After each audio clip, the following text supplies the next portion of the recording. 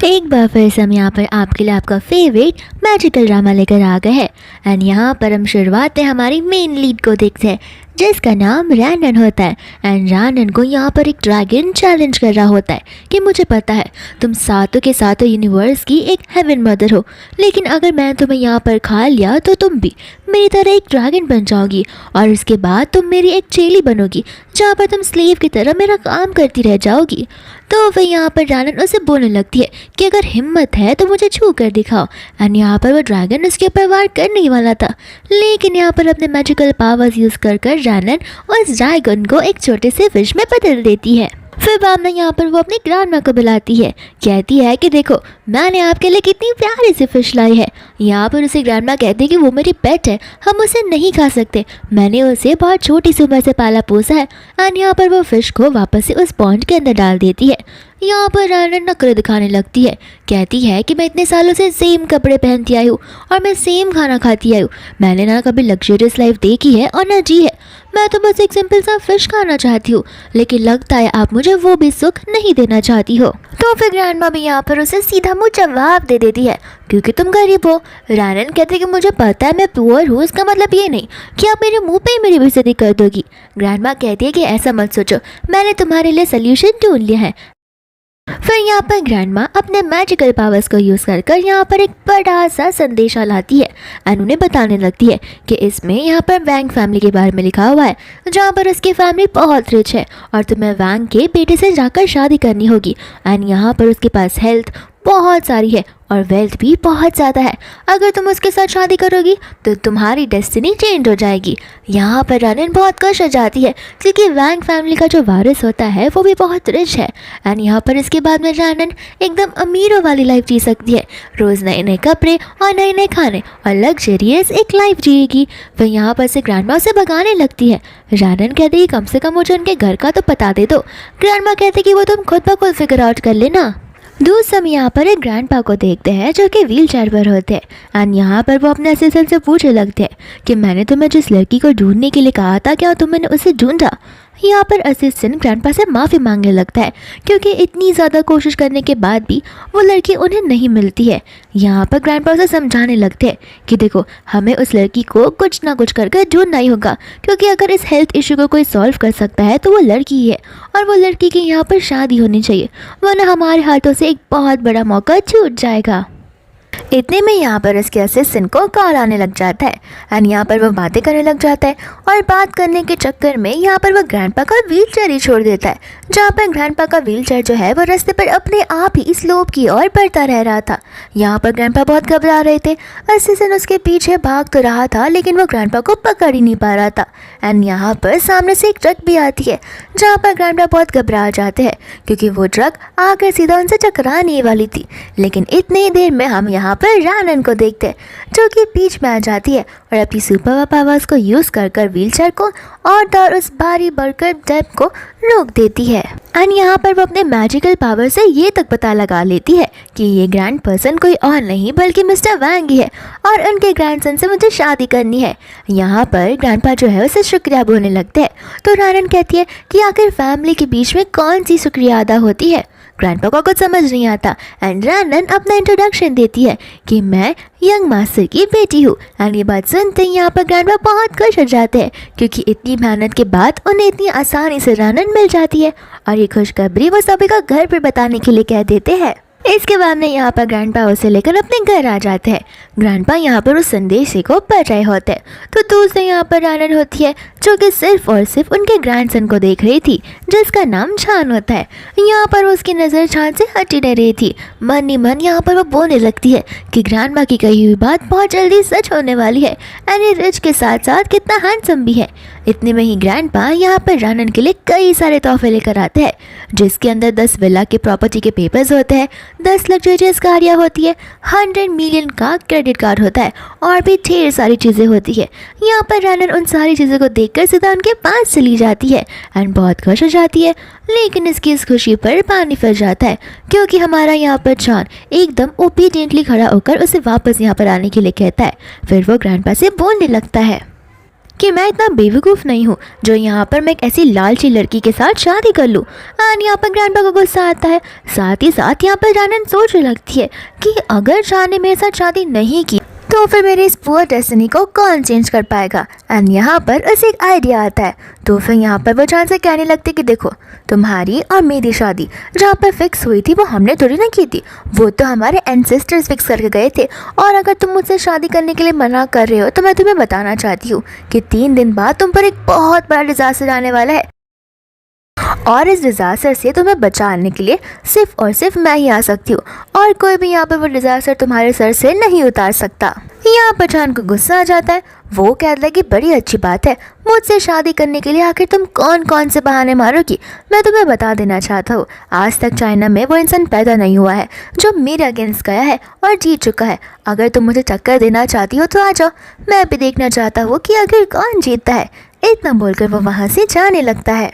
यहाँ पर ग्रैंडपा को गुस्सा आ जाता है चान के ऊपर, लेकिन बाद में यहाँ पर वो रानन से कहने लगती, देखो उसकी बात का बुरा मत मानो, तुम चाहो नहीं, मेरा मतलब है कि तुम यहीं पर रुको, और हाँ ये जितना भी सिचुएशन है वो मैं खुद ब खुद हैंडल करूँगा, तो मैं चान की फिक्र करने की कोई ज़रूरत नहीं है।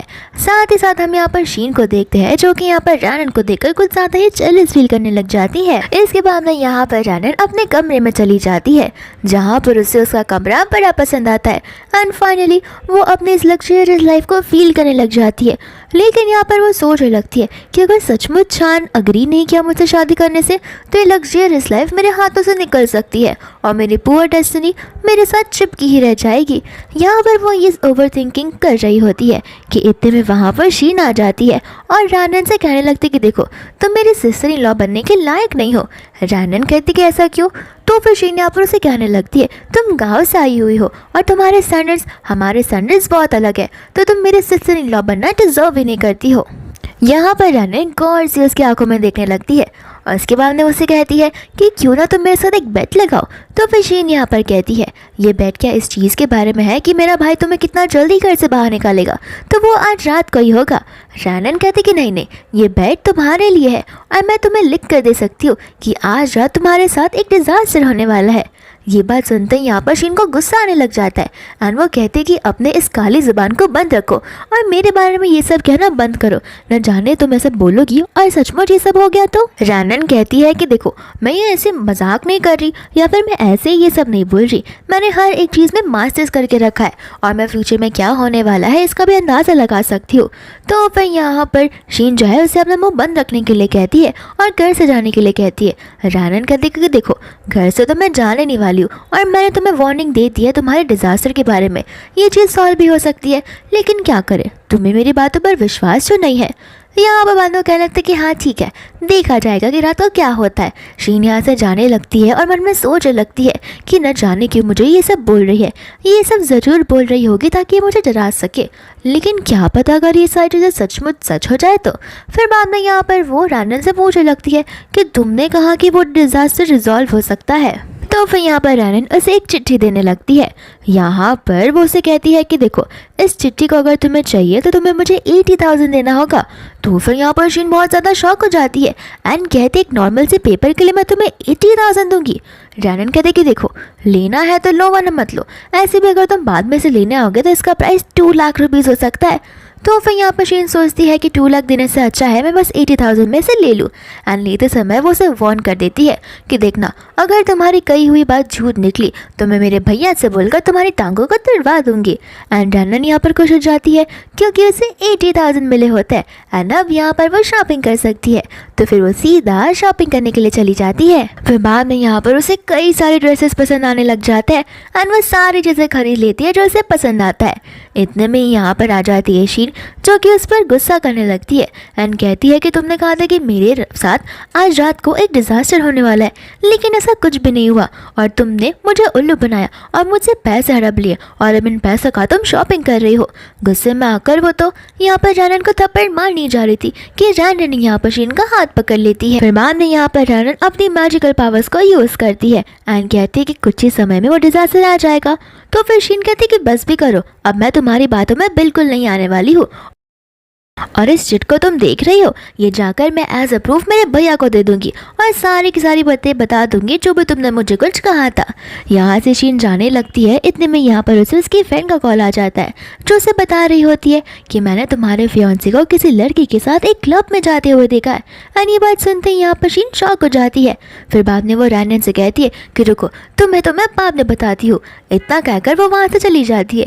रैनन भी यहाँ पर शीन की कही हुई बातों का मिमिक करने लग जाती है। दूसरा यहाँ पर शीन निकल पड़ती है अपने फियांसे को रंगे हाथ पकड़ने के लिए। एंड यहाँ पर वो जान लेती है कि अगर उसका फियांसे उस पर चीट करेगा तो वो पक्का उसे नहीं छोड़ने वाली है। लेकिन इतने में यहाँ पर सामने से एक ट्रक आ जाती है जहाँ पर वो और उसकी कार को टक्कर लग जाती है। एंड यहाँ पर शीन जो है वो बेहोश हो जाती है। उसके पूरे फेस पर चोट तक लग जाती है और उसे खून भी आ रहा होता है। यहाँ पर सभी लोग होते हैं जो कि शीन की रिकॉर्डिंग कर रहे होते हैं इस एक्सीडेंट को लेकर। इतने में यहाँ पर शीन के बैग में से कुछ रोशनी निकलती है और वो रोशनी उस येलो कलर की चिट में से आती है। एंड यहाँ पर अचानक से शीन उस कार से बाहर निकलने लग जाती है। एंड ये चीज़ को देखकर सारी पब्लिक घबरा जाती है और उसे भूत बुलाकर वहाँ से भागने लग जाती है। शीन जैसे ही अपना फेस यहाँ पर मिरर में देखती है वो शॉक हो जाती है। उसे समझ नहीं आ रहा होता है। उसे तो लग रहा था कि वो मर चुकी है। एंड यहाँ पर उसके फेस पर जितने मार्क्स थे, खून के निशान थे या दाग थे, वो सारी की सारी से गायब हो चुकी थी। फिर बाद में यहाँ पर उसे वो येलो वाली चिट्ठी याद आती है तो वो फटाक से जाकर अपने बैग के अंदर उसे ढूंढने लग जाती है। लेकिन ये जो येलो कलर की चिट्ठी थी वो अब एशेस में बदल चुकी थी, यानी कि राख हो चुकी थी। तब जाकर यहाँ पर शीन को बिलीव होता है कि रैनन ने जो कुछ भी कहा है वो सच सच का है और इसने जैसा कहा था सेम वैसा ही हुआ है। एंड इस येलो कलर की चिट्ठी ने मेरी जान को बचा लिया है। दोस्तों यहाँ पर रैनन घर पर आ जाती है जहाँ पर उसने ढेर सारे कपड़ों की शॉपिंग की थी और ढेर सारे स्नैक्स लाए थे। एंड ये सारी चीज़ें देखकर वो बहुत खुश होती है कि अब उसके पास अनलिमिटेड कपड़ा और अनलिमिटेड स्नैक्स है। यहाँ पर वो कपड़ा ट्राई करने के लिए जाने वाली थी, लेकिन इतने में यहाँ पर उसकी ग्रैंडमा वहाँ पर आ जाती है और उसे बताने लग जाती है कि तुम्हें लगता है कि तुम्हारी डेस्टिनी पुअर से अब रिच केस में चेंज हो गई है, तो ऐसा बिल्कुल नहीं हुआ। तुम्हारी डेस्टिनी तभी चेंज हो सकती है जब तुम्हारी और थॉर चांद की शादी होगी। यहाँ पर रैनन उन्हें बताने लग जाती है कि सुबह से क्या कुछ हुआ है। ग्रैंडमा कहते हैं कि मैं तुम्हारी ग्रैंडमा हूँ और मुझे सारी की सारी बात पता है। एंड रही बात चांद की, तो तुम्हें जाकर चांद को बचाना नहीं होगा क्योंकि आज रात वो मर सकता है। यहाँ पर रैनन सोचने लग जाती है कि अगर वो मर जाएगा तो मैं उसके साथ शादी नहीं कर पाऊंगी और मेरी डेस्टिनी फिर चेंज नहीं हो पाएगी। तो वो फटाक से यहाँ पर उसे बचाने के लिए निकल पड़ती है। दोस्त हम यहाँ पर देखते हैं चांद को जो कि अपने फ्रेंड्स के साथ में यहाँ पर क्लब में होता है। एंड सभी के सभी लोग यहाँ पर सट्टेबाजी कर रहे थे। इतने में यहाँ पर उसके फ्रेंड्स उससे पूछने लगते कि मैंने ग्रैंडपा से बात करते हुए सुना था कि तुम्हारी शादी बहुत जल्दी हो रही है। एंड उन्होंने लड़की का नाम बताया था, लेकिन मुझे पता भी नहीं है कि वो आखिर है कौन। आखिर तुम कौन सी अनजान लड़की से शादी कर रहे हो जिसका कोई फेम भी नहीं है। यहाँ पर चांद जो है वो एक चीज़ क्लियर कर देता है कि वो किसी के भी साथ शादी नहीं कर रहा। तो उसके फ्रेंड उसे बोलने लगते हैं कि हाँ हाँ रख लो सीक्रेट्स, आखिर कब तक तुम हमसे ये सारी चीज़ें सीक्रेट रख पाओगे। इतने में ही यहाँ पर आ जाती है रैनन जो उसे अपने साथ घर चलने के लिए कहती है। तो फिर यहाँ पर उसके फ्रेंड शॉक हो जाते कि आखिर ये लड़की आकर यहाँ पर चांद को ऑर्डर्स क्यों दे रही है। चांद यहाँ पर जाने से मना करता है तो रैनन कहते कि ठीक है, नहीं चलना तो मत चलो, लेकिन मुझे 2 लाख दे दो तो फिर मैं तुम्हारी जान बचा दूंगी। यहाँ पर चांद उसे साफ साफ मना कर देता है कुछ भी करने से। उसके फ्रेंड्स यहाँ पर उसे कहने लगते हैं कि क्यों ना तुम इस लड़की को हमसे इंट्रोड्यूस करवाओ। चांद कहता है कि मैं अननोन इंसान को अपने करीबी लोगों से इंट्रोड्यूस नहीं करवाता। तो रैनन यहाँ पर खुद ब खुद अपना इंट्रोडक्शन देना शुरू कर देती है, जहाँ पर वो अपना नाम बताती है, साथ साथ ये भी कि वो चांद की फियांसे है। एंड ये बात सुनते यहाँ के सभी लोग शॉक हो जाते हैं, साथ साथ खुद चांद भी। फिर बाद में यहाँ पर उसका एक जो फ्रेंड है वो रैनन का मजाक उड़ाने लगता है।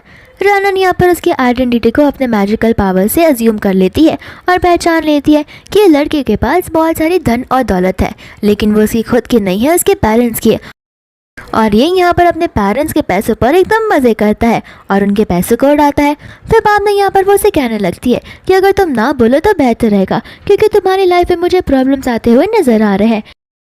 और तो मैं फाइनेंशियल एडवाइसेस के साथ साथ बहुत सारी रिकमेंडेशन भी देती हूँ और मैं तुम्हारे फ्यूचर को भी प्रेडिक्ट कर सकती हूँ। यहाँ पर सभी के सभी लोग रैनन पर हंसने लग जाते। साथ साथ उसके कुछ फ्रेंड्स ये भी क्लेम करते हैं कि रैनन थोड़ी सी पागल हो चुकी है। लेकिन यहाँ पर चान को कुछ फर्क नहीं पड़ता। फिर बाद में यहाँ पर रैनन अपने बैग में से एक स्टिक्स का बंडल निकालती है और तो और वो उसके फ्रेंड से कहती है कि तुम इसमें से किसी भी चीज़ को चूज़ कर लो, उसके बाद में मैं तुम्हारी डेस्टिनी और फेट को रीड करूँगी। यहाँ पर उसके फ्रेंड को रैनन पर भरोसा नहीं होता, लेकिन बस मस्ती और मजाक करने के लिए यहाँ पर वो एक स्टिक को चूज़ कर लेता है, जहाँ पर रैनन उसे कहती है कि बस 3 दिन बाद क्या पता तुम जिंदा भी रहोगे या नहीं, और तुम्हारे ऊपर एक बहुत बड़ा डिजास्टर आने वाला है।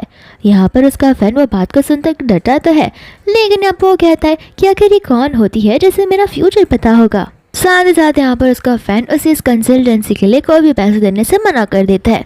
रैनन सोचती है कि मैं यहाँ पर फ्री में काम करने थोड़े ना आई हूँ, तो फिर यहाँ पर वो अपने बैग में से एक पर्ल को निकालती है और तब वो उन्हें उसके साथ बेट लगाने के लिए कहती है। उसका फैन यहाँ पर कहने लगता है कि ये क्या तुम कोई शॉपिंग मॉल से लेकर आई हो, तो दूसरा फैन कहता है कि हाँ, मैंने इस वाइट कलर की चीज़ को डिस्काउंट पर देखा था। रैनन यहाँ पर उन सभी को उस पर्ल के बारे में बताने लगती है, लेकिन यहाँ पर किसी को भी उसकी बातों पर विश्वास नहीं होता। तो फिर यहाँ पर वो उस क्लब वाले को लाइट्स बंद करने के लिए कहती है, एंड लाइट्स बंद होने के बाद यहाँ पर वो उस पर्ल को टेबल पर रख देती है, जहाँ पर उस पर्ल में से बहुत सारी रोशनियाँ निकल आने लगती है और इसमें से मैजिकल पावर हमें दिखाई देता है। रैनन उसे उन सभी लोगों को पर्ल के बारे में इंफॉर्मेशन देती है एंड उन्हें बताने लगती है कि आखिर ये कितना कीमती है। तो फिर यहाँ पर वो उसे कहते हैं कि देखो, अगर मैं हारी तो ये पर्ल मैं तुम्हें फ्री में दे दूंगी, लेकिन अगर तुम हारे तो फिर तुम्हें ये पर्ल इंटू 10 टाइम्स के दाम में खरीदना पड़ेगा। यहाँ पर उसका फ्रेंड सभी लोग कहने लगते हैं कि बंद भी करो, आजकल ऑनलाइन भी हमें ऐसा चमकता हुआ पर्ल मिल जाता है। लेकिन यहाँ पर चान सभी के सामने कबूल करता है कि ये जो पर्ल है वो एकदम रियल है और ये कोई फेक या रिटेल शॉप से लिया हुआ नहीं है। यहाँ पर रैनन जो होती है उसकी बातों को सुनकर बहुत खुश हो जाती है कि उसे समझ आता है चान बहुत ही नॉलेजेबल पर्सन है, एंड रैनन को यहाँ पर स्मार्ट लोग बड़े पसंद आते हैं। फिर बाद में यहाँ पर वो उसे बेट के बारे में एक बार अच्छे से क्लियरली बताती है, तो वो कहते हैं कि अगर मुझे ये पर्ल नहीं चाहिए रहेगा तो मैं तुमसे क्यों खरीदूंगा। रैनन कहते कि ठीक है, बाय मत करना, लेकिन तुम 10 टाइम्स नील डाउन कर और बो डाउन कर मेरे सामने माफ़ी मांगोगे। एंड यहाँ पर वो लोग बेट के लिए रेडी हो जाते हैं। दूसरा यहाँ पर उसके फ्रेंड को किसी का कॉल आने लग जाता है, जहाँ पर उसे पता चलता है कि उसी कंपनी में कुछ तो प्रॉब्लम हो गई है। तो फिर यहाँ पर वो सबको बताने लगता है कि कुछ तो इशू आ गया है जिस वजह से मुझे वापस कंपनी लौटना होगा। यहाँ पर उसके बाकी के फ्रेंड्स बोलने लगते हैं कि अरे, रैनन ने तो 3 दिन कहा था, लगता है ये प्रॉब्लम सभी से शुरू होगी। हम भी बहुत ज़्यादा एक्साइटेड है ये जानने के लिए आखिर इस बेट में कौन जीतता है। फिर बाद में यहाँ से उसका फ्रेंड चला जाता है, तो दूसरा यहाँ पर रैनन चांस दिखाने लगती है कि देखो, मैं भी तुम्हें एडवाइस कर रही हूँ, बेहतर होगा कि अगर 12 बजे के पहले तुम मेरे साथ घर चलो तो। एंड यहाँ पर चान जो है इस पार्टी को यहीं पर डिसमिस कर देता है। इसके बाद में यहाँ से वो लोग घर की ओर निकल पड़ते हैं। इसके बाद में यहाँ पर चान अपनी कार में बैठ जाता है, तो फिर रैनन भी आकर बैठ जाती है। चान उससे कहता है कि तुम मेरे साथ कहाँ चल रही हो। रैनन कहते हैं कि ऑब्वियसली तुम्हारे घर पर तुम्हारे साथ में, क्योंकि तुम मेरा फियांसे जो हो। यहाँ पर मनी मन चान कह रहा होता है कि आज तक मैंने इससे ज़्यादा बेशरम और बदतमीज लड़की कभी भी नहीं देखी है। फिर बाद में यहाँ पर दूसरी बेचारी रैनन मन में ये सोच रही होती है, चलो अच्छा है, अभी 12 बजे के पहले घर आ जाएगा तो फिर इसकी जान बच जाएगी। इसके बाद में हम यहाँ पर एक इंसान को देखते जिसका नाम जी होता है, और यहाँ पर कुछ गुंडे होते हैं जो कि उसे बहुत मार रहे थे। लेकिन यहाँ पर ये लोग गुंडे नहीं होते, असल में यहाँ पर ये लोग तो चान के गार्ड्स होते हैं, जहाँ पर ये लोग जी के थ्रू कुछ इन्फॉर्मेशन निकालने की कोशिश कर रहे थे। इतने में यहाँ पर चान आ जाता है, तो फिर यहाँ पर गार्ड्स चान को बताने लगते हैं कि हमने इसे इतना मारा, इतना टॉर्चर किया, लेकिन इतना सब होने के बाद भी यहाँ पर ये अपना मुँह खोलने के लिए रेडी ही नहीं है। और तो हम यहाँ पर साफ साफ उसकी आंखों में देख सकते हैं कि यहाँ पर वो कितना ठीक इंसान है। दूसरे यहाँ पर रैनन जी को देखती है और उसे देखते ही वो समझ जाती है और उसे महसूस भी होने लगता है कि इसके अराउंड बहुत बैड एनर्जी घूमती है और ये इंसान बहुत बुरा इंसान है, इसे कोई भी ठीक नहीं कर सकता। दूसरा चान यहाँ पर अपने हाथों में ग्लव्स पहन लेता है और ग्लव्स पहनने के बाद यहाँ पर वो उसकी चोट को और भी ज़्यादा ज़ोर से प्रेस करने लगता है, जिस वजह से जी को बहुत ज़्यादा ही पेन होने लगता है। यहाँ पर चान उसे कहते हैं कि देखो, मैं तुम्हें एक आखिरी मौका दे रहा हूँ सारी सच्चाई बताने का। तो फिर यहाँ पर जी कह देता है, जितने मौके देने हैं दे लो, अगर तुम मुझे जान से मार भी दोगे ना, उसके बाद भी मैं यहाँ पर तुम्हारे सामने कोई भी चीज़ें कन्फेस करने बिल्कुल भी नहीं वाला हो। तो फिर यहाँ से चान जाने लगता है और अपने गार्ड से कह देता है कि इसे जिंदा ही ज़मीन के अंदर काट देना। यहाँ पर रैनन उसे रोकती है एंड बोलती है कि मेरे पास एक उपाय है।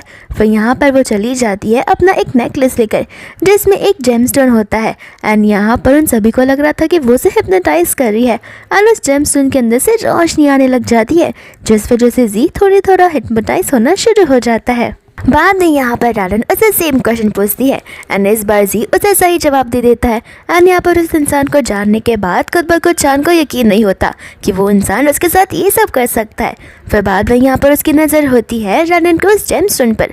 रानन यहाँ पर उसे वार्न करने लगती है कि देखो तुम्हें जो मांगना है मुझसे मांग सकते हो, लेकिन ये जेमस्टोन नहीं, ये जेमस्टोन मेरी फैमिली के थ्रू पास ऑन हुआ है और ये बहुत प्रीशियस है, तो मैं तुम्हें ये नहीं दे सकती। इसके बाद में चान अपने बॉडीगार्ड्स को ऑर्डर देने लगता है, लेकिन यहाँ पर रानन चान को रोकती है एंड कहते कि देखो अब तुम्हें सच्चाई का पता चल गया है, तो फिर अब इसके फेट को इसी की हालत पे छोड़ दो, इसे इसके कर्मों की सज़ा ज़रूर मिलेगी, तुम्हें खुद के हाथों से ये सिन करने की कोई ज़रूरत नहीं है।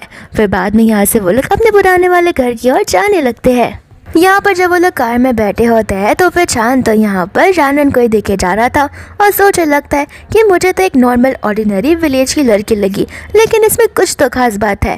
यहाँ पर रानन उसे बोलने लगती है कि लगता है तुम मुझे पसंद करने लगे हो, इस वजह से कब से तुम मुझे घूरे जा रहे हो। चांद कहता है कि नहीं। रानन कहती कि देखो अभी ये मौका है, तुम ऐसा शादी कर लो, तुम्हारी लाइफ बहुत सेटल हो जाएगी। यहाँ पर चांद उसे मना कर देता है, कहता है कि आज तक कोई इंसान ऐसा आया नहीं है जहाँ पर मैं उस इंसान की बात को सुनूं। फिर बाद में यहाँ पर अचानक से गाड़ी रुक जाती है, जहाँ पर चांद के सर पर गोली लग जाती है एंड यहाँ पर रानन जो है वो समय को पीछे लेकर जाती है एंड एक बार फिर से यहाँ पर गोली लगती है, तो फिर वो चांद को बचा लेती है। एंड यहाँ पर गाड़ी के आसपास कई सारे बॉडीगार्ड्स आ गए थे, तो फिर रानन अपनी पावर्स का इस्तेमाल कर उन सबको घायल कर देती है, लेकिन इतना सारा पावर यूज़ करने के बाद वो बेचारी खुद ब खुद बहुत ज़्यादा थक जाती है और उसे थोड़ा सा वीकनेस फील होने लगता है। यहाँ पर चांद को यकीन नहीं होता अभी जो कुछ भी हुआ है, उसे अपनी आंखों पर विश्वास नहीं हो रहा होता कि रानन यहाँ पर उसे समय में वापस लेकर चली गई थी और उसने पास्ट को एक बार फिर से रिवर्स कर दिया था। इसके बाद में यहाँ पे वो लोग कार से बाहर निकलते हैं, जहाँ पर रानन को तसल्ली मिलती है कि अब उसका फियांसे सेफ है। दूसरा यहाँ पर वो लोग नोटिस करते हैं कि बड़ी ज़ोर से बारिश आने वाली है। तब यहाँ पर रानन को एक मैसेज आ जाता है, तो फिर यहाँ पर वो चांद से कहते हैं कि फ़िलहाल तो मैं जा रही हूँ, मुझे इंपॉर्टेंट काम है, लेकिन मेरे 2 मिलियन मुझे ट्रांसफ़र कर देना जो मैंने तुम्हारी जान बचाने के लिए कहा था। मुझे पता है 2 लाख थे, लेकिन प्राइस बढ़ गया है क्योंकि सिचुएशन इतना गंभीर जो था। इतना बोलकर यहाँ पर वो अपने मैजिकल पावर्स यूज़ कर आसमान में अचानक से गायब हो जाती है। एंड ये चीज़ देखकर उसका ड्राइवर और तोरचान जोने के दोनों हक्के के बक्के रह जाते हैं।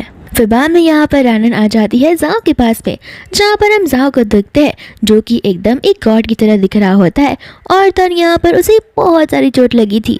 रानन उसे कहने लगती है कि मैंने तुमसे कहा था ना कि मैं तुमसे मिलने आऊँगी, लेकिन इस हालत में आऊँगी मुझे ये पता नहीं था। फिर हमें यहाँ पर 5 का सीन बताया जाता है जहाँ पर हम क्यूट सी छोटी सी रानन को देखते हैं। एंड यहाँ पर हम जाओ को देखते हैं, जहाँ पर जाओ हमेशा उसे तंग क्या करता था, उसे खाने को लेकर भाग जाया करता था और उसे हमेशा चिढ़ाया करता था। बाद में हम वापस से प्रेजेंट में आते हैं, जहाँ पर रानन उसे कह रही होती है कि भले तुम मुझे कितना भी सताया करते थे, लेकिन तुम मेरे one of the close person में से हो। एंड यहाँ पर वो अपने मैजिकल पावर को यूज़ कर जाओ को एक डॉग में बदल देती है। जाओ पर यहाँ पर खुश हो जाता है क्योंकि उसके एज अ ह्यूमन जिंदा रहने के चांसेस बहुत कम हो गए थे। तो फिर यहाँ पर रानन ने उसे एक न्यू लाइफ दी है एज अ डॉग एंड यहाँ पर वो एज अ डॉग ही अपनी लाइफ को सर्वाइव करने के लिए रेडी हो जाता है। इसके मामले यहाँ पर रात के 1 बज रहे होते हैं, जहाँ पर चांद वेट कर रहा होता है रानन का एंड यहाँ पर वो रानन को देख लेता है, साथ साथ रानन यहाँ पर चांद को देख लेती है और आते यहाँ पर वो उसे पूछने लगती है कि अब झूठ मत बोलना कि इतनी रात तक तुम यहाँ पर काम कर रहे हो, तुम ज़रूर मेरा वेट कर रहे रहोगे, तो क्या हम कल जाकर शादी कर सकते हैं। यहाँ पर चांद उसे कुछ जवाब नहीं देता, बस इतना कहकर चले जाता है कि हाँ मैं काम ही कर रहा था, मैं तुम्हारा वेट क्यों करूँगा।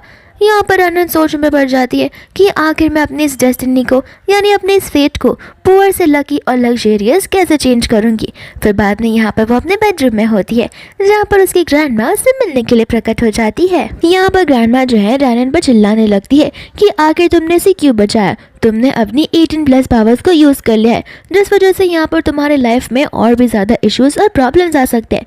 तुम्हें पता भी है कि आखिर कितने सारे प्रॉब्लम्स तुम्हारा वेट कर रहे हैं। रानन यहाँ पर कहने लगती कि देखिए ग्रैंडमा, ये मेरा बहुत अच्छा दोस्त था, तो मैं उसे यहाँ पर मरने कैसे दे सकती थी। ग्रैंडमा यहाँ पर उसे कहने लगती कि देखो वो उसके फेट पे लिखा हुआ था, तुम उसे क्यों बदलना चाहती थी। तुमने अपनी सुपरनैचुरल पावर्स को यूज़ किया है, तुम्हें पता भी है एक तो तुम्हारी डेस्टिनी चेंज नहीं हो रही है, ऊपर से तुमने अपने मेरिट्स वाले पावर्स पावर्स को यूज़ कर इसे बचाया है।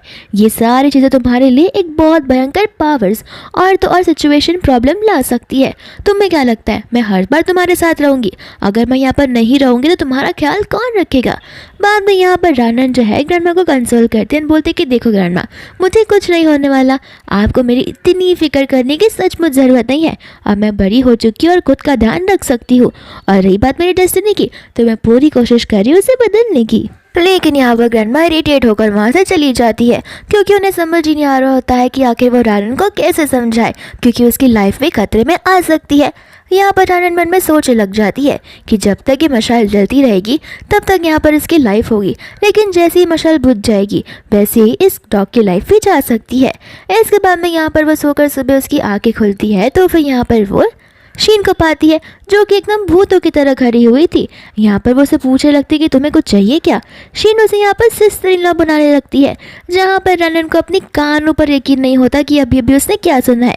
फिर यहाँ पर वो उसे बोलने लगती है कि ज़रा बाहर चेक कर तो आना कि सूरज कहाँ से उगा है, या फिर मेरे कान बजने लगे हैं। यहाँ पर शीन बोलते कि अरे मुझे चिढ़ाओ भी मत, मैं सच में तुम्हें अपनी सिस्टर इन लॉ बुला रही हूँ, और तुमने उस दिन जैसा कहा था वैसा ही हुआ था, और तुम्हारी वजह से मेरी जान बच गई थी। मुझे खुद पर यकीन नहीं हो रहा था कि मैं इतने बड़े हादसे से कैसे बच कर आ चुकी हूँ। यहाँ पर रानन उसकी बातों को सुनकर बहुत ज़्यादा सेटिस्फाइड फील करती है। तो फिर शीन कहते कि देखो, अगर तुम चाहो तो मैं कुछ भी कर सकती हो, तुम मुझे बोलो कि उल्टा लटकने के लिए तो वो मैं करूँगी, अगर तुम चाहती हो मैं तुम्हें एक्स्ट्रा पैसे भिजवा दूँगी। रानन कहती कि नहीं नहीं, एक्स्ट्रा पैसों की ज़रूरत नहीं है, मैं बहुत ही ज़्यादा ओबीडियंट और मैनर्ड लड़की हूँ, मैं उतने ही पैसे चार्ज करती हूँ जितने का काम होता है, लेकिन हाँ अगर तुम चाहो तो मैं तुम्हारे साथ बाहर घूमने के लिए चल सकती हूँ। फिर यहाँ पर दोनों की दोनों आ जाती है शॉपिंग करने के लिए। एंड इसके बाद यहाँ पर रानन जो है सभी ड्रेसेस को टच कर फील करने लगती है। यहाँ पर शीन तक उसे कहती है कि ये ड्रेस तुम पर बहुत जचेगी, एंड यहाँ पर हर एक ड्रेस रानन को बहुत पसंद आने लगती है। शीन कहती है कि टेंशन मत लो, जो पसंद आता है वो सब कुछ ले लो। एंड यहाँ पर जो स्टाफ है वो सारे ड्रेसेस पैक करना शुरू करने लगती है, लेकिन इतने में यहाँ पर मियाँ का दखल अंदाजी करने लगती है और उन सभी को रोकती है, कहती है कि वो कपड़े मेरे हैं, मैं उन्हें आज लेने के लिए आई हूँ। यहाँ पर शीन जो है मियाँ से कह देती कि देखो ये मेरी सिस्टर इन लॉ है, एंड यहाँ पर उसे जो शॉपिंग करनी होगी वो करेगी। मियाँ यहाँ पर साफ साफ शीन से कह देती है कि मुझे फ़र्क नहीं पड़ता कि वो कौन है, यहाँ पर मुझे ये ड्रेसेस पसंद है तो मैं ही इन्हें पैक करवा कर अपने घर लेकर जाऊँगी। तो फिर यहाँ पर रानन जो है अपने मैजिकल पावर्स यूज़ कर यहाँ पर मियाँ का फेस देखने लगती है, और वो समझ जाती है कि मियाँ बहुत जल्दी कंगाल बनने वाली है। तो फिर यहाँ पर वो शीन से कहती कि जाने दो ना, हम कोई और ड्रेसेस को देख लेंगे, और बाकी के ड्रेसेस मैंने जो चूज़ किया है वो तो मैं पैक करवा ही सकती हूँ। तो फिर यहाँ पर शीन बाकी के ड्रेसेस को पैक करने के लिए कह देती है। दूसरा यहाँ पर मियाँ जो है वो शीन को उल्टा सीधा बोलने लगती है, साथ साथ वो उससे डॉग तक बुलाती है। यहाँ पर शीन को गुस्सा आ जाता है, तो वो दोनों में कैट फाइट शुरू हो जाती है, एंड यहाँ पर इस कैट फाइट के चक्कर में रानन उन्हें बचाने की कोशिश करती है, जहाँ पर मियाँ का जो एक जेड का ब्रेसलेट होता है वो नीचे गिरकर टूट जाता है। रानन कहते कि बताओ ये कितने का था? तो मियाँ कहती है 1.88 मिलियन का था। यहाँ पर इसका प्राइस सुनते ही रानन शॉक हो जाती है, लेकिन दूसरी ओर अचानक से काउंटर पर रानन के जो कपड़े से सिलेक्ट किए होते हैं लेकर जाने के लिए वो भी यहाँ पर जलने लग जाते हैं। एंड रानन यहाँ पर समझ जाती है कि ये सब क्यों हो रहा है, ये सब जो कुछ भी हो रहा है वो उसके फेथ की वजह से हो रहा है। एंड यहाँ पर वो बहुत ज़्यादा गुस्से में आ जाती है और इरिटेट हो जाती है, एंड चिल्ला कर कहने लगती है कि जान मुझे तुमसे जल्दी शादी करनी ही पड़ेगी। इसके बाद में यहाँ पर दूसरा रानन अपना वो कार्ड दे देती है मियाँ को। मियाँ यहाँ पर कहने लगती है कि तुम्हें देखकर तो लग रहा था कि तुम्हारे पास पैसे नहीं होंगे, लेकिन तुम्हारे पास तो ढेर सारे पैसे निकले। फिर यहाँ पर वो उसका कार्ड लेकर वहाँ से चली जाती है। इसके बाद में यहाँ पर रानन शीन से पूछने लगती है कि तुम्हारे भाई की कोई गर्लफ्रेंड है क्या? तो फिर यहाँ पर शीन कहती कि नहीं, हमारे जो पेरेंट्स हैं वो बचपन में ही बहुत जल्दी गुजर गए थे, जिस वजह से मेरे भाई ने उनके बिजनेस को टेक ओवर कर लिया था, एंड उसके बाद से यहाँ पर वो सिर्फ और सिर्फ काम में ही लगा रहता है, इसके अलावा और कुछ भी नहीं। लेकिन हाँ, जहाँ तक मुझे पता है शायद से उसे स्कूल में किसी लड़की पर क्रश था, एंड कहा जाता है कि वो उसकी फर्स्ट लव है, लेकिन वो लड़की अब्रॉड चली गई थी पढ़ने के लिए, और उसके बाद से उन दोनों का रिश्ता वहीं पर ख़त्म। उसके बाद उनके बारे में कोई न्यूज़ पता ही नहीं चली है। यहाँ पर शीन रानन को देखती है और उसे कहने लगती है कि कहीं तुम मेरे भाई को इम्प्रेस करने की कोशिश तो नहीं कर रही हो, मैं तुम्हारे इसमें हेल्प कर सकती हूँ। एंड यहाँ पर वो उसे कान में एक अच्छा सा प्लान खुशबुसाने लगती है। इसके बाद में यहाँ पर चांद भागा हुआ घर पर आता है अपनी पेंटिंग को देखने के लिए, क्योंकि यहाँ पर शीन ने उसे कहा था कि तुम्हारी पेंटिंग को किसी ने फाड़ दिया है, लेकिन यहाँ पर ऐसा कुछ नहीं हुआ होता। एंड चांद समझ जाता है कि शीन उसके साथ मजाक कर रही थी। इसके बाद में यहाँ से वो जाने लगता है तो फिर यहाँ पर हम रानन को देखते हैं एंड यहाँ पर रानन का एक न्यू अवतार हमें दिखाई देता है, जहाँ पर उसने अपने अच्छे से बालों को सेट किए होते हैं और अच्छी सी ड्रेस पहनी होती है।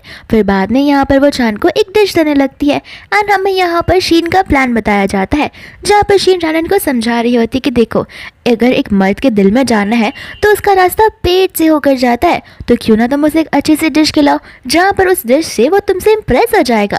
लेकिन यहाँ पर चांद को उस डिश में कुछ इंटरेस्ट नहीं होता, तो वो वहाँ से जाने लगता है। फिर यहाँ पर रानन उसे चेयर पर बैठाती है एंड कहती है कि मेरी बातों को सुनो। फिर हमें वापस से यहाँ पर शीन के दूसरे प्लान के बारे में बताया जाता है, जहाँ पर शीन उसे समझा रही होती है कि रानन को एक सेक्सी सा पोज करना होगा, क्योंकि अगर यहाँ पर क्यूटनेस और सिडक्शन यहाँ पर उसे इम्प्रेस कर सकती है। रानन यहाँ पर कोशिश तो करती है, लेकिन यहाँ पर ना वो क्यूट दिखती है और ना तो सेक्सी दिखती है, यहाँ पर वो एकदम डम नजर आती है। फिर बाद में यहाँ से वो जाने लगता है तो वापस से उसे रोकती है एंड इस बार वो उसे क्लोज जा रही होती है, ऐसा मानो कि जैसे वो उसे किस कर रही है। लेकिन यहाँ पर चांद उसका चिन अपने आप से दूर करता है एंड उसे कहते हैं कि लगता है तुम्हें मेरे साथ शादी करने की बहुत खाई है। एंड रानन तो इस बार गुस्से में ही आ जाती है, कहती है कि मैंने तुम्हारी जान बचाई, मेरी ग्रैंड माँ ने भी तुम्हारी जान बचाई, लेकिन तुम लोगों को तो यहाँ पर किसी का ट्रस्ट ब्रेक करना आता है और तो और उन पर ट्रस्ट करना नहीं आता। फिर बाद में यहाँ पर चांद का ईगो हट जाता है, वो कहता है कि अच्छा ठीक है, जब तुम बोलोगी तब मैं शादी करने के लिए रेडी हूँ। तो रानन कहते हैं कि ठीक है कल सुबह, लेकिन अगर जो कोई भी पीछे हटा तो फिर वो एक डॉग रहेगा। एंड यहाँ पर सचमुच वो लोग नेक्स्ट डे चले जाते हैं मैरिज सर्टिफिकेट लेने के लिए एंड यहाँ पे वो लोग अपनी प्यारी सी एक फोटो भी क्लिक करते हैं। फिर बाद में यहाँ पर उनका सर्टिफिकेट भी आ जाता है। यहाँ पर वो लोग पार्किंग लॉट में होते हैं, जहाँ पर चांद से बता रहा होता है कि देखो, भले ही हमने मैरिज सर्टिफिकेट दे लिया है, लेकिन मैं तुम्हें बता देना चाहता हूँ कि मैं तुमसे प्यार नहीं करता। रानन कहते कि ठीक है, मुझे बस शादी से मतलब था।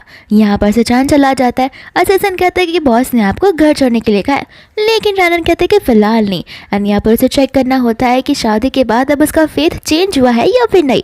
तो फिर यहाँ पर वो रास्ते के बीच में स्टॉल लगाना शुरू कर देती है एंड यहाँ पर वो एक पंडिताइन बन जाती है, यानी कि एस्ट्रोलॉजर, जहाँ पे जो लोगों के फ्यूचर के बारे में बात करते हैं। यहाँ पर सभी लोगों को लग रहा होता है कि ये फेक है, लेकिन यहाँ पर एक इंसान उस पर बिलीव कर ऑनलाइन उसे पेमेंट कर देता है। रानन यहाँ पर उसकी लाइफ के बारे में सीधा सीधा सिंपल बता देती है कि इस जन्म में तो तुम अमीर नहीं बन सकोगे। ये बात सुनते उस इंसान को गुस्सा आ जाता है एंड वो कहता है कि मेरे पैसे वापस करो, एक नंबर की झूठी हो तुम।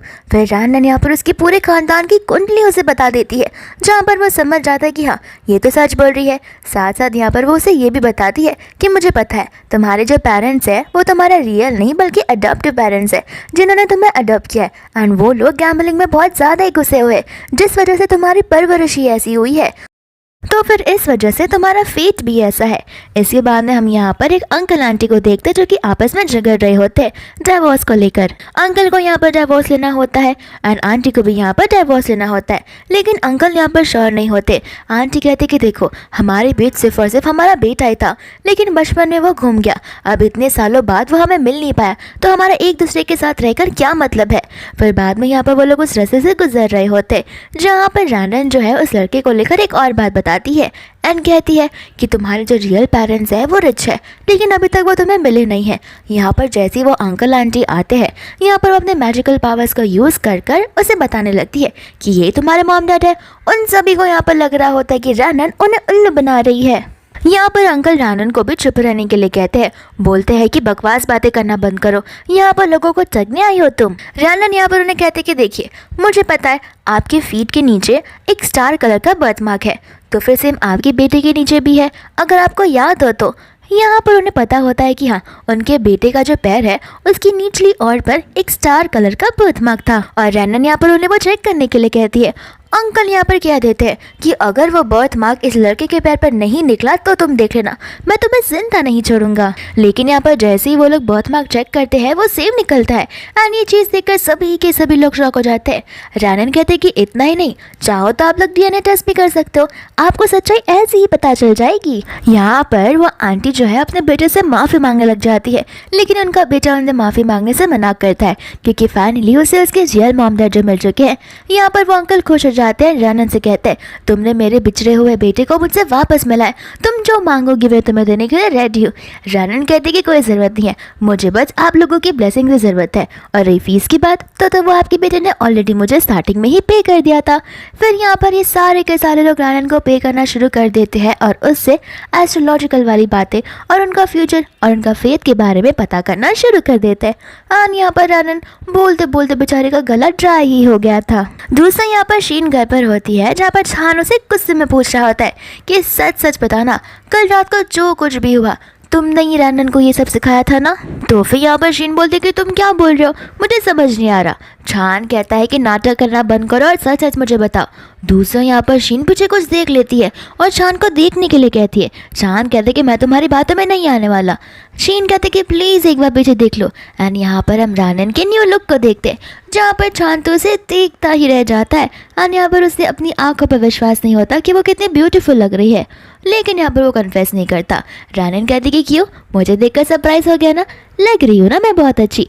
ये सारा प्रिपरेशन मैंने तो सिर्फ और सिर्फ ऑक्शन के लिए किया है, ताकि मैं तुम्हारे साथ ऑक्शन में जा सकूँ। शीन कहते कि तुम तो नॉर्मली भी ऑक्शन में जा सकती थी, लेकिन ऐसा लगता है कि लोग तुम्हारी ही बोली लगाना शुरू कर देंगे।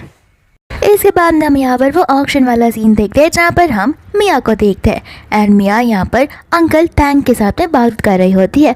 अंकल टैंग यहाँ पर उसे कह रहे होते हैं कि उन्हें और भी ज़्यादा मास्टर ये जिन की पेंटिंग चाहिए। मिया यहाँ पर उसे कहने लगती है कि फ़िलहाल तो मेरे पास कोई पेंटिंग नहीं है, लेकिन मैं स्पेशली उन्हें कहकर आपके लिए पेंटिंग बनवा सकती हूँ। एंड यहाँ पर वो उसके लिए बहुत खुश हो जाते हैं। इतने में यहाँ पर रानन आ जाती है, लेकिन अंकल टैंग यहाँ पर रानन को इग्नोर कर देते हैं। तो वो मियाँ कहते हैं कि बुरा मत मांगना, असल में वो सिर्फ और सिर्फ मुझे ही अपनी बेटी जैसी मानते हैं। बाद में यहाँ पर वो लोग ऑक्शन के लिए बैठ जाते हैं। इसके बाद में यहाँ पर मास्टर ये जिनकी सबसे पहली पेंटिंग आती है ऑक्शन के लिए। एंड सभी लोग यहाँ पर मुँह मांगी कीमत देने के लिए रेडी हो जाते हैं।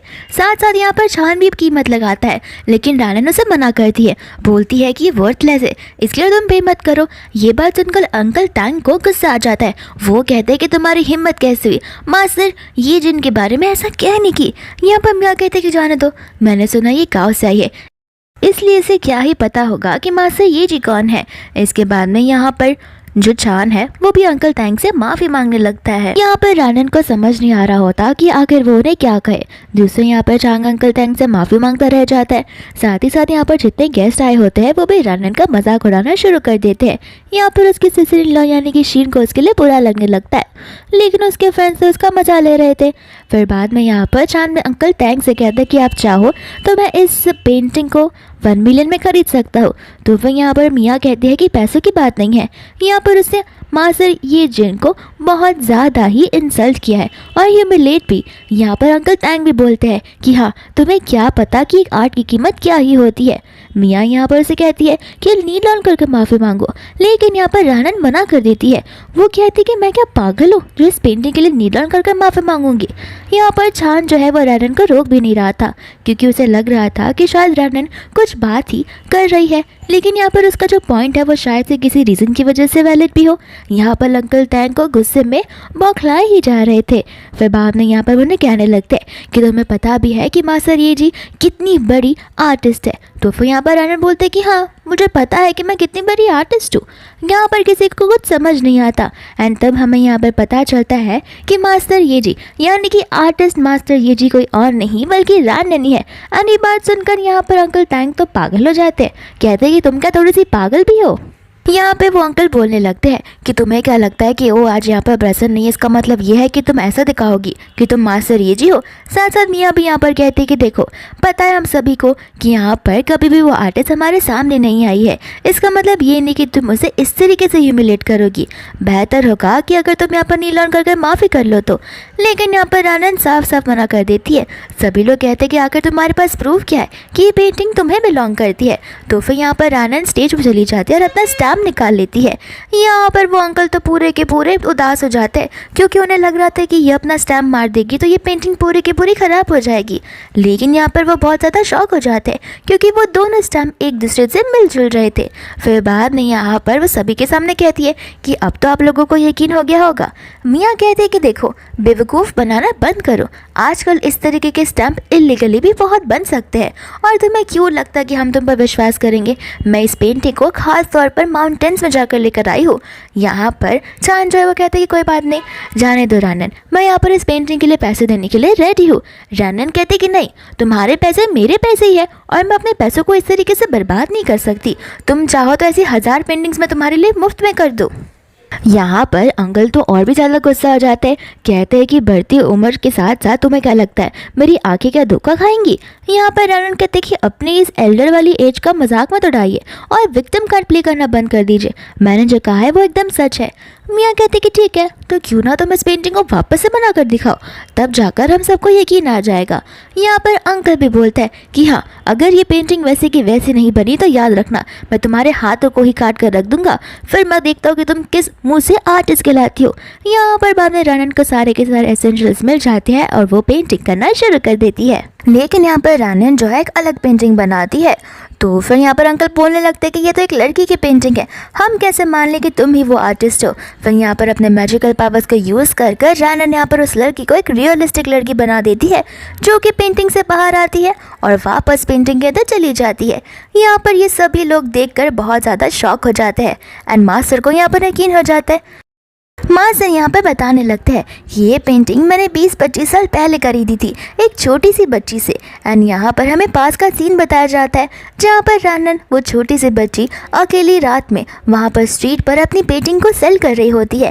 एंड यहाँ पर अंकल उस पेंटिंग को अफोर्ड नहीं कर पाते थे क्योंकि उनकी कंपनी जो है वो बैंकरप्ट हो गई थी। लेकिन यहाँ पर रानन कहती कि मैं इसके बदले पैसे नहीं लूँगी, मैं बस इसके बदले आपसे एक मील लूँगी। एंड यहाँ पर अंकल वो पेंटिंग्स को लेने के लिए रेडी हो जाते हैं। एंड यहाँ पर इन पेंटिंग की वजह से अंकल की कंपनी बहुत हिट हो गई थी, इस वजह से यहाँ पर वो आर्टिस्ट को बहुत ज़्यादा वैल्यू करते हैं। यहाँ पर रानन कहते कि हाँ, मुझे आप अच्छे से याद हो इसलिए आते ही मैंने आपको ग्रीट किया, लेकिन शायद आप मुझे पहचान नहीं पाए इसलिए आपने मुझे इग्नोर कर दिया। फिर उसके बाद में यहाँ पर मियाँ की पोल खुल जाती है कि मियाँ अक्सर लोगों को फेक पेंटिंग सेल किया करती है। दूसरा यहाँ पर ढेर सारे लोग होते हैं जो कि यहाँ पर रानन की पेंटिंग कोई भी प्राइस में बाय करने के लिए रेडी हो जाते हैं। रानन यहाँ से जाने लगती है, तब यहाँ पर चांद का जो फ्रेंड है हारू वो वहाँ पर आ जाता है और यहाँ पर नील डाउन कर रानन से कहता है कि प्लीज़ मेरी मॉम की जान बचा लो। यहाँ पर बाद में वो लोग आपस में बात करने के लिए बैठ जाते हैं एंड हारू यहाँ पर उसे ब्लैंक चेक देता है, कहता है कि तुम्हें जितने पैसे चाहिए तुम ले सकती हो, लेकिन प्लीज़ बस मेरी मम्मा की मदद कर दो और उनकी लाइफ को बचा लो। यहाँ पे चांद जो है उससे उसका चेक छीन लेता है एंड कहता है कि सबसे पहले ये बताओ कि तुम्हारी मम्मा को हुआ क्या है। चांद यहाँ पर बताने लगता है कि मेरी मॉम को लगता है कि किसी ने पोजेस कर लिया है, वो यहाँ वहाँ घूमती रहती है और अपने आप को क्वीन बुलाती रहती है। कल रात को जो मैंने देखा तो मैं तो शॉक ही हो गया, मैं अपनी मम्मा के बेडरूम में जा रहा था उन्हें डिनर के लिए बुलाने के लिए, लेकिन जैसे ही मैंने उनका फेस देखा वो एकदम ईविल पर्सन की लग रहा था और यहाँ से मैं फिर बाद में भाग गया।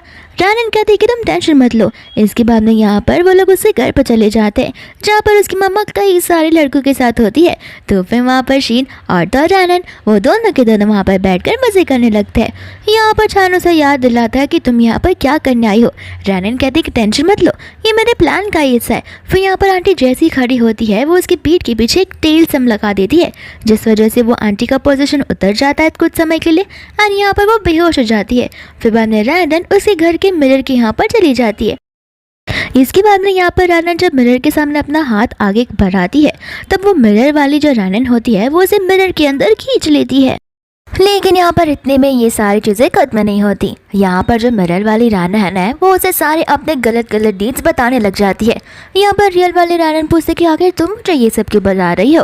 तो फिर मिरर वाली रानन कहती है क्योंकि तुम्हारी लाइफ अब से चेंज होने वाली है। और यहाँ पर दोनों की दोनों आ जाती है रियल वाली दुनिया में, जहाँ पर सभी के सभी लोग कन्फ्यूज हो जाते हैं कि आखिर रियल वाली रानन कौन है। फिर बाद में यहाँ पर वो लोग उससे एक एक कर सारे सवाल पूछने लगते हैं और दोनों की दोनों रानन एक साथ सेम जवाब देते। इस वजह से यहाँ पर उनके लिए तो ये सिचुएशन और भी ज़्यादा डिफिकल्ट बन जाता है ये समझ पाने के लिए कि आखिर कौन रियल है। लेकिन यहाँ पर रियल वाली रानन एकदम अलग ही होती है। वो मौत का देखते ही यहाँ पर उस मिरर वाली रानन पर वो टेल से लगा देती है, जिस वजह से वो डीमन वहाँ से गायब हो जाती है। फिर यहाँ पर उन सभी को उनके रियल वाली रानन वापस मिल जाती है। इसके बाद में यहाँ पर रानन चली जाती है हारू के घर पर उसकी मम्मा को ठीक करने के लिए। एंड यहाँ पर उसकी मम्मा होश में आ जाती है। होश में आ जाने के बाद यहाँ पर हारू तो रोने ही लग जाता है, लेकिन उसकी मम्मा हारू से गुस्सा थी। यहाँ पर वो उसे बताने लगती है कि तुम मुझे हमेशा हमेशा नेगलेक्ट किया करते थे, जब देखो तब मेरी बात नहीं मानते थे और मेरे साथ समय ही नहीं बिताते थे। तुम्हारे लिए तुम्हारा बिजनेस काफ़ी है वो मुझे पता है, लेकिन जब जितना अटेंशन अपने फ्रेंड्स को देते हो उतना अटेंशन तुम्हें मुझे भी देना चाहिए। एंड यहाँ पर इस चक्कर में उन दोनों में झगड़ा होने वाला था, लेकिन यहाँ पर उसका बेटा उसकी बातों को मानता है, लेकिन यहाँ पर उसकी मम्मा तो उसे पीट नहीं लग जाती है। दूसरा रैंडन यहाँ पर चांद से अपना गोल्डन बार्स मांगती है, लेकिन चांद यहाँ पर मना कर देता है। इसके बाद में रात हो जाती है और हमें समझ आता है कि यहाँ पर चांद ऑलरेडी रैंडन से अट्रैक्ट हो चुका था, जहाँ पर चांद अपने ड्रेसिंग कोड में आ जाता है। रैंडन को लग रहा होता है कि वो उसे सेड्यूस करने की कोशिश कर रहा है एंड यहाँ पर चांद ठीक वैसा ही करता है। वो अपने मसल्स को दिखाने की कोशिश करता है, लेकिन यहाँ पर रैंडन पर कुछ असर नहीं पड़ता। अगर रैंडन पर कुछ असर करेगा तो है वो गोल्डन के बार्स, यानी कि गोल्ड के स्टिक्स, रियल गोल्ड के स्टिक्स। चांद यहाँ पर उसे कहता है कि तुम्हारे डॉग ने मेरे बिस्तर को बिगाड़ दिया है और ख़राब कर दिया, इस वजह से मैं वहाँ पर सो नहीं पा रहा हूँ। रायन कहती कि इतने सारे कमरे हैं, कहीं पर भी जाकर सो, मैं तुम्हें अपने कमरे में नहीं आने देने वाली, और वो दरवाज़ा बंद कर देती है। फिर बाद में यहाँ पर वो सोचने लग जाती है कि आखिर वो उससे प्यार भी करता है या फिर नहीं, क्योंकि रायन को उसके लिए फीलिंग्स आने लग चुकी थी। यहाँ पर बाद में वो आ जाता है ढेर सारे पैसों की गड्डियों के साथ में, और उसे वो कहता है कि यहाँ पर मैं सोना चाहता हूँ, लेकिन मैं प्रॉमिस करता हूँ कि मैं तुम्हें टच नहीं करूँगा। रैंडन यहाँ पर मान जाती है। इसके बाद में रैंडन यहाँ पर उसके मसल्स को फील करने लगती है, लेकिन यहाँ पर चांद कहता है कि अगर तुम्हें मेरे मसल्स को फील करना है तो उसके बदले में तुम्हें मुझे गुस्सा देना पड़ेगा। एंड यहाँ पर इसके बदले में वो उसे किस देता है। एंड इसी सीन के साथ ये मूवी यहीं पर खत्म हो जाती है।